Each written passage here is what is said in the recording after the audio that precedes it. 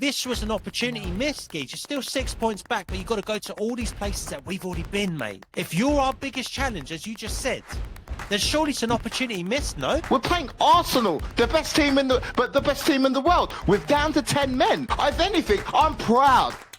Yeah, extra proud that we managed to take something from the game because we're down to 10 men. If Arsenal did what they should have done against 10 men, Arsenal should have won the game, and it would have been on Caicedo, and then he would have missed Leeds. Chelsea won, Arsenal won. There is no other place to start than the Moises Caicedo red card. For me, guys, that was reckless behaviour. He was out of control. He was hyped straight from minute one. He was way too hyped when he needed the cooler head. Mark, what do you think about Caicedo's red card? When I first saw it and they played the replay, I was like, that's a red. They're going to review this. That's a red. You can't actually be going around doing that. The Enzo Maresca, he was like, I don't mind the red card. You know what? That's BS. Because you know what? For me, he cost us the game. He was, from the start, he was extra excited, extra aggressive. He didn't need to do that at all. You had Chalobah, who was already ready to cover that. It was extremely disappointing when I saw the replay. But after that, at halftime, that's when it kicked in, and I was vexed, bro. I was thinking, you cost us the game, Caicedo. This was the game that we needed to win. Up, right? Everyone's been talking about, every man and his dog been talking about what? They've been talking about, the midfield battle between the two best midfielders in the world. Who's better, blah, blah, blah. Or best two midfielders in the Premier League. Rice or Caicedo? Caicedo, Rice. Well, I tell you what, it looks like it went to Caicedo's head, Geese. What I mean, that was it was unforgivable what he did. The way he started the game as well, dude. He went straight for the back of Jurriën Timber in the first couple of minutes. Lucky to not, he didn't even give a free kick for that. But also he pushed Marino around. I was like, you know what? I was watching Caicedo, and I was watching. We're going to talk about Anthony Taylor, by the way. Stick around for that. But he was trigger happy at the start. And Caicedo just needed to call himself down. You know, someone's got to step in there, Mark, and have a word with him. And maybe Rhys James, because, you know, Caicedo's 100% culpable here. But could Rhys James have stepped in and said something to him, like, you know, like, just take it down a notch, Geese? We're all right here. We're on top. I mean, that's what you get. I mean, I understand why Rhys James is captain, but he's not really that vocal type of captain.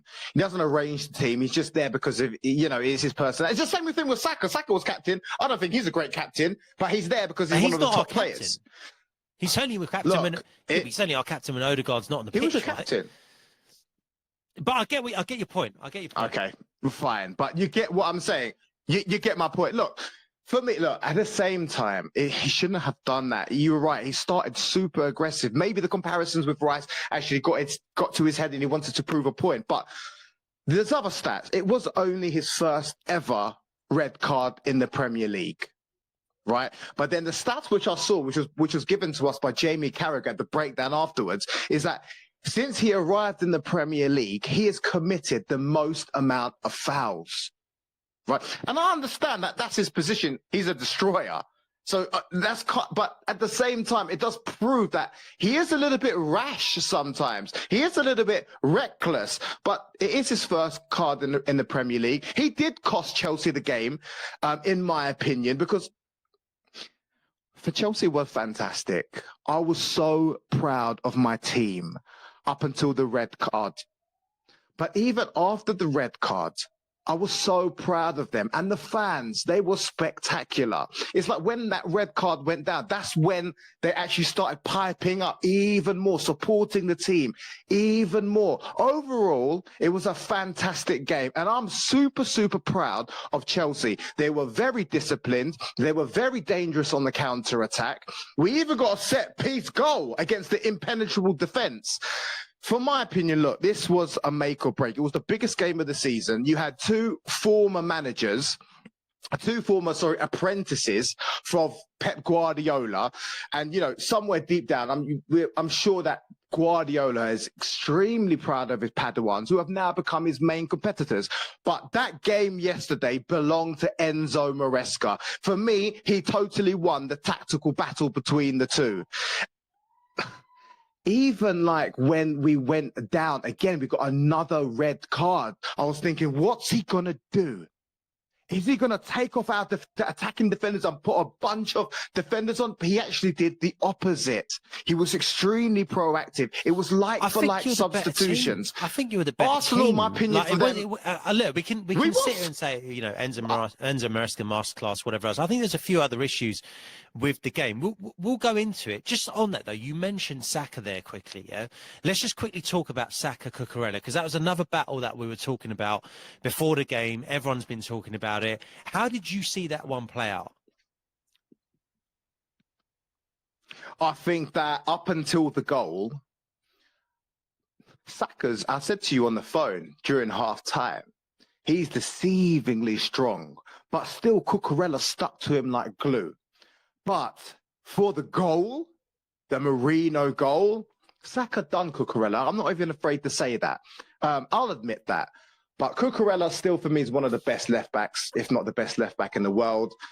I think that we should have actually come away. If we had 10 men, I would have bet my house on it that we would have gone on to win the game. I do think Cucurella. Apologies. Yeah, ifs and buts. We won't ever know, because even when it was 11 versus 11, you guys were on top. You will never know. But for your dominance, I didn't really see any clear-cut chances. I didn't see any chances where David Raya was stretched. Do you know what I mean? And I know Sanchez was called on early. There were chances, Geezer. Esteval had a couple of chances, I do remember that. But I do think overall, Cucurella was another one that was, you know, he was flirting with getting sent off with that ref. He was flirting with it. Again, another one that was hyped. Yeah. He's a quality player. Yeah. There's no two ways about it. I think overall. What's your you think? Now I was going to ask you that. What's your verdict, your opinion on your team? Arsenal, because before I let you chime in, I thought it was a poor performance from judging from Arsenal's history and their current form. It looked like they didn't have the killer instinct in them. I messaged you and I was like, it's over. And I was expecting Arsenal to trample all over Chelsea, but they didn't. Look, there could be a number of reasons, but let me say this. We were well below par. We weren't good. And I think as good as Chelsea were, there was times when when you're down to 10 men, we still weren't good. And it wasn't because, you know, you were putting it on us as well. It was a case of Chelsea was quality. Yeah, don't get me wrong. We was. But that Arsenal team, this Arsenal team against 10 men, if they're bang on it, we're going to cut you up. It doesn't matter. But if you're down 10 men, I think against us now, most teams will struggle if we're on form, if we're on fire. That performance was not. It was very clunky. It was very stop-started. There was no flow to it. There was a lot of individual errors as well, Mark. Marino was not at the races for the first half an hour.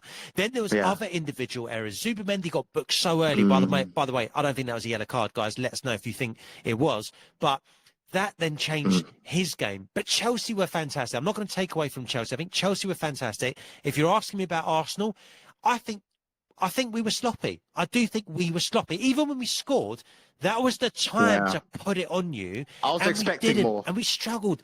We made Julian Timber hits two identical crosses, both of them straight down Sanchez's throat. Saka, unlike Saka, a lot of times, some bad touches, some wayward shots, some wayward crosses.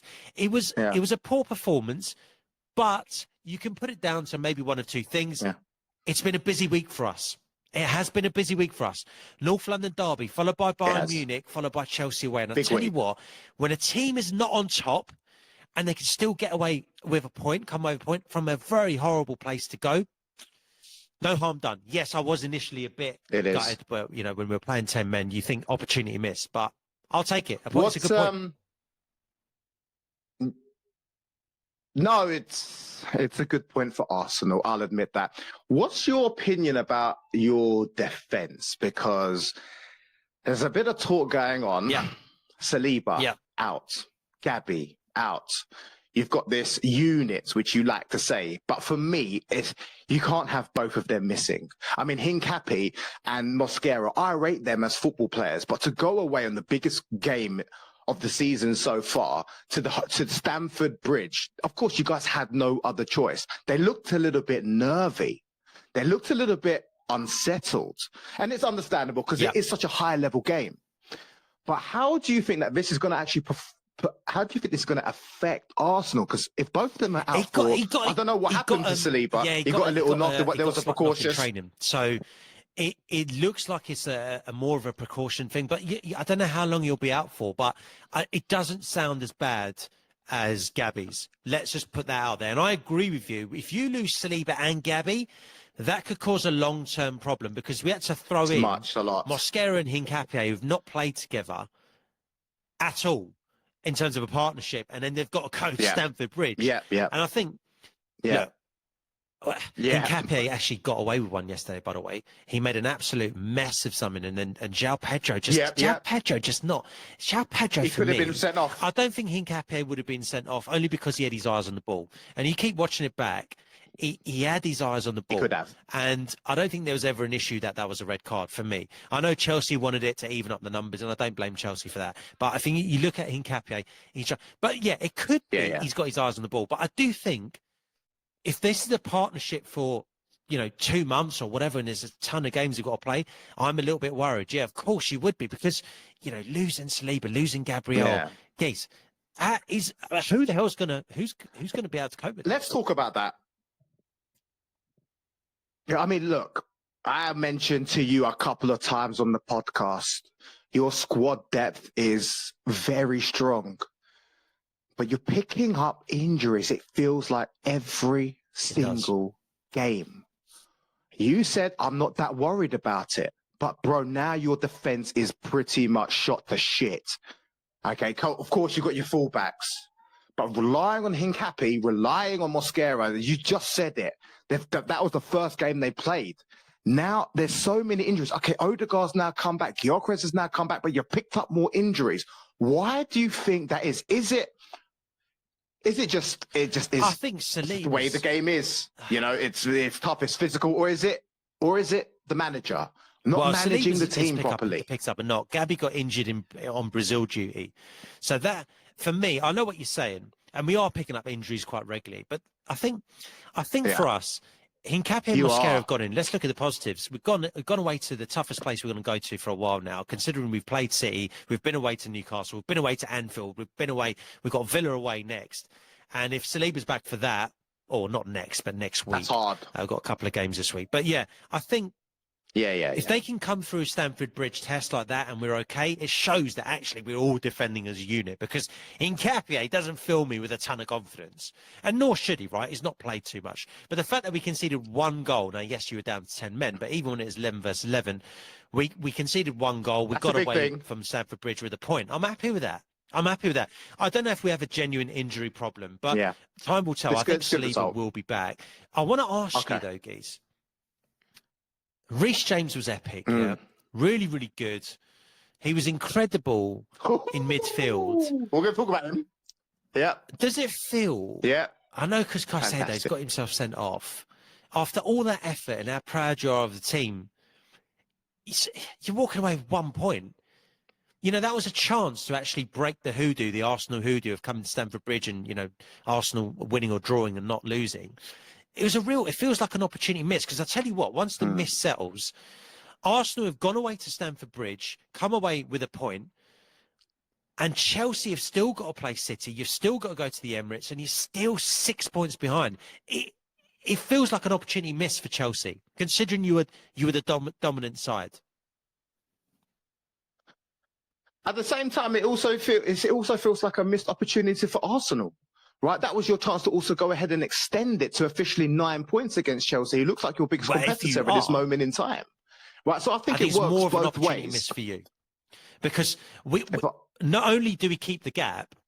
No, look, it's not the end of the world. It's 6 points. There's so many games to play. I see your points. But it is only 6 points. 9 points will be a little bit more concerning. I would start to really think, oh my God, can we actually do it? Still 6 points. 6 points is not, bro, we're not even halfway through the season. We're not even through the Christmas festive period yet. Let's see. It does feel disappointing, right? Because I did say to you, we should have gone there before the game, and we're probably going to get the win. I was so confident of that. And the way it was going before the red card, I told you already in this pod that we're gonna smash this. We're eventually gonna break you guys down, especially now because Saliba and Gabby weren't there. But it is what it is. Going back to your main point before we talk about, but we didn't. Yeah, look, it is what it is. I'm still super proud of the team. It sounds to me like you've got too much jizz in your eyes. You can't see what's right in front of you. The gap is still 6 points, Mark, and you've still got to go to the Emirates. You've still got to go to Anfield. You've still got to go to Newcastle. Dude, you've not even played City once yet. This was an opportunity missed, Geez. You're still 6 points back, but you've got to go to all these places that we've already been, mate. If you're our biggest challenge, as you just said, then surely it's an opportunity missed, no? Neil, it is an opportunity missed. I'm agreeing with you. I'm still very proud of the boys. And don't forget, we are not the same team that we were 5-6 games ago. Right? Anything can happen in football. You have a look last year in the Champions League. PSG were absolutely terrible throughout the first season until that final game against Man City. They managed to get the win and they went on an unbelievable run. This is proof that anything can happen in football. Form really does matter. And right now, Chelsea are on form. You're talking about City. You're talking about Liverpool. You're talking about Newcastle. Right now, with the form that we have, I'm not actually too bothered or too scared of them. I said to you before this week, I'm not worried. I'm not worried about Barca. I'm not worried about Arsenal. Where Chelsea could be let down in terms of this league is against the lesser teams. I was more concerned about Burnley. We managed to come through that unscathed.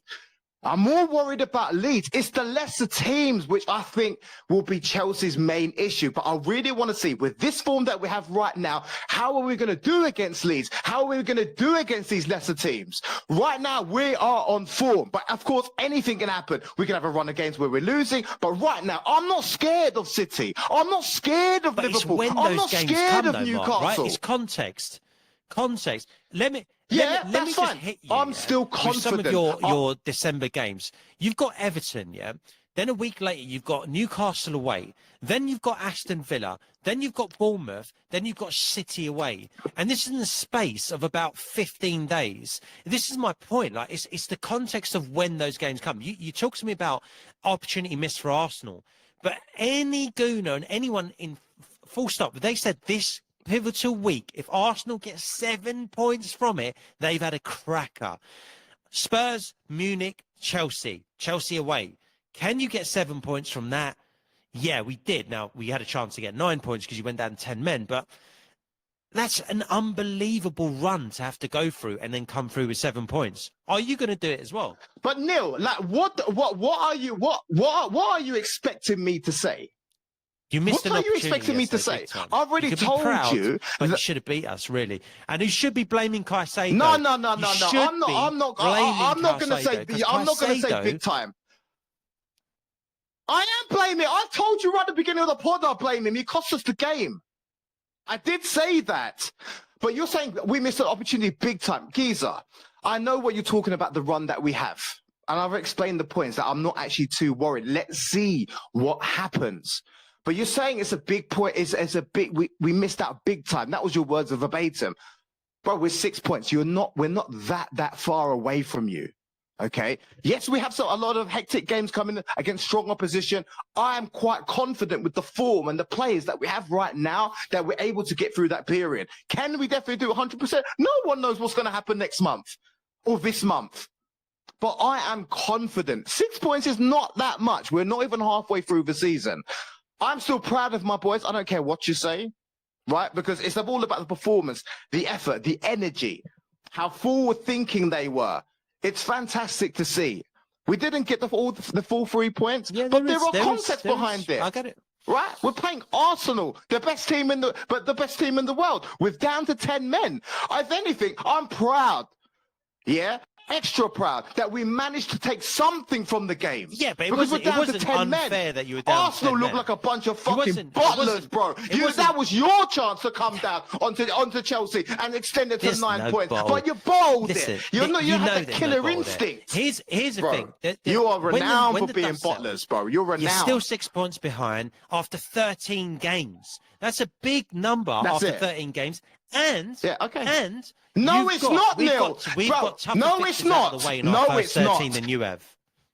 Even in March, yeah, That's 6 different. points isn't the That's different. biggest gap. Because in one week, that can be reduced to it's not a 3. big difference. No, But what I'm saying is after 13 games, you're dropping a point every other game compared to Arsenal. And you got to go to some nasty places. I think what you're trying to get at is I'm pressing you're you. trying to I'm not press me, but pressing it's not coming off that well, I'm geezer. saying you are. facts. You're pressing. You are going to me. Oh, you're saying that we're proud of my team. Be proud. You're telling me that you should be proud. Why are you questioning? I'll tell you what. There you You go. won't be proud. There you go. won't be proud of everyone, and you What won't be you're harping on saying, about Neil, Caicedo if he's not playing against Leeds, which now he misses, and you drop points against Leeds because he's not playing. Because I tell you what, that is not the mark of a world-class midfielder. That is the mark of someone who can't handle the big occasion, mate. That is a fact. Shut that up, is a Neil. fact, geezer. Shut up, Neil. You let's are see what talking happens. so far out of your ass. How am I? It's like you're How an am I? Arsenal fan, How and am I you are talking an out my arse? Arsenal Tell fan. me. Bro, it's his first red card. It's his first red card ever. How can he get a red Even card next in week against Leeds? Hold on. Even next week. It's unforgivable to get sent off against Arsenal when you know. When you know what's on the line. It's not unforgivable. People made a mistake. He came got out away there with with the one. wrong mentality. He got away with one because He's human, if geezer. Arsenal did what he should have done, if Arsenal did anything, what they should have done against 10 men, bro. Arsenal should have won the game. He would went have off. been on Caicedo, and then he would have missed Leeds. Yeah, but and then he would have missed Leeds. Because you had no killer instinct. I think that you missed a trick. That's what I think. Plus, that's rivalry as well. Yeah, well, that's okay. We still got Andre Santos. The last time he played, he was defensive. He was the defensive best player on the pitch, bro. The man of the match went to him because he broke everything up. We also have a good squad, bro. There's no doubt in that. Yeah, so as long as we manage to get, as long as we get through Leeds, which I think Andre Santos will come in, I think he'll do more than a good enough job. I am a little bit nervous about up for it, Mark. Leeds, as I said, the lesser teams, and if you've got an odd rivalry. They'll be bang up for it. Oh, mate, shut up, bro. Shut up. They lost their 3 games. They lost their last 3 games. Look, this is something for the preview. If you guys want to see that and see Neil and I carrying on our battle about this, make sure you guys subscribe. Okay, relax, Cricketer. You're so excited. All right, look, a couple of things, because this has gone on for a bit, right? A couple of points. You mentioned already Rhys James. Now, all I heard about this game was Rice. All I hear about is Caicedo. But actually, the best midfielder on the pitch was Rhys James, a friggin' right back. It was a super monster performance. Caicedo, Kante, Makelele, I think they will all be proud of him. He spearheaded the driving force behind the boys. He set the tempo. For me, I think that England are extremely lucky to have him because he is a big game player. If you notice when Chelsea play, and I think that's going to be a great thing for Tommy Tuchel, especially because he knows Rhys James so well. On the big games, he now has an additional option to play Rhys James in the middle because clearly he's so versatile. He can come in there. Who are you dropping? Bro, why the fuck not, bro? You can have him at the base, you can have Rice, and then you can have Palmer, you can have Bellingham, or you can have Foden. Why do you need Rhys James there? On the big game, you got Rice, you got Jude, you got Adam Wharton, of course he can. You got midfielders there. What you're basically saying? Rhys James goes in as a midfielder? Yeah, but hold on. I'm 100% against the big teams. If we play France, if we play Argentina or one of the big boys, and we need to make sure we have extra security at the back. Why don't you have your back 4? Then you've got Rhys James at the base. He has a good game, dictating the play. You've got Rice there. Rice needs to start. No, it's not. No, it's not. Again, all I hear is not a fucking hater, bro. No, it's like you didn't even watch the game. I messaged it's like you didn't even watch the game. Who was the best midfielder yesterday? Rhys James. What a boss. What a player. And he's so likeable as well. I'm a massive Rhys James fan. There you go. So what are you saying? Big Rhys James fan. Yeah, you did. So now you're saying, what? Bro. Anyways, look, that's my opinion on it. I know you're a big Rhys James fan. All right, listen, look, before we do that, okay, we must talk about this refereeing, okay, because this guy, isn't it Anthony Taylor? Yeah? the one who represents England. He's always in the World Cups. He's always in the Champions League. The way that he managed that game yesterday was abysmal. I mean, firstly, the first half, there was 5 minutes added. It should have been a lot more. In the second half, it was like 4 minutes, and it should have been a lot less. He missed that, like Caicedo, straight up. He should have been given probably a yellow card for a couple of challenges, which we've already touched upon earlier on in this podcast, and nothing actually happened. Zubimendi gets frigging yellow card. I don't think that was actually a yellow card. The refereeing was so inconsistent. It was so bad. I'm genuinely concerned about the Premier League and about the state of our English referees, because none of them at the moment look up for it. They do not look like professional referees. Bottom of the barrel, mate. I mean, it's disgusting. I disagree with the second half 4 minutes, because don't forget Sanchez was down for a period of time, plus you got the subs, plus you got the 2 goals. So 4 minutes, okay, fine. But I'll tell you what was a real problem, Mark. Anthony Taylor has history for this. I'm convinced, Mark. I'm convinced. And let me know if you think I'm wrong, guys. Anthony Taylor wakes up in the morning and goes, you know what? I think I'm going to start booking people early today, because I love the limelight on me. He loves the limelight, Mark. I mean, Anthony Taylor, he's that type of guy. He looks like he woke up on Sunday morning and gone, you know what? I'm just going to get my yellow card out early. He backed himself into a corner. And if it wasn't for Caicedo, who basically got him out of jail, a red card was going to come, because if he continued the way he was going with the bookings, he backed himself into a corner. There was no way that game yesterday was finishing 11 versus 11, and Anthony Taylor had made sure of that. I can't stand him as a referee, and I think he's shit. A shit referee. And you combine it with a person who's got a disorder in his head, like I need to be the centre of attention, I need to be in the spotlight, and you've got the recipe for an absolute bog standard shite referee. Shocking. He should never referee another game, in my opinion. Yeah. Guys, let us know in the comments, what did you think about our takes, our views on the Chelsea Arsenal game? Do you think that Arsenal have missed the trick and should have extended, or do you think it was disappointing that Chelsea didn't take away all the 3 points? Let us know in the comments down below. As I said earlier in the podcast, we are coming out a review of the next 2 games, Arsenal against Brentford, Leeds versus Chelsea. If you want to watch that, make sure you click this video right here, and we see you lot in there. Thank you for watching.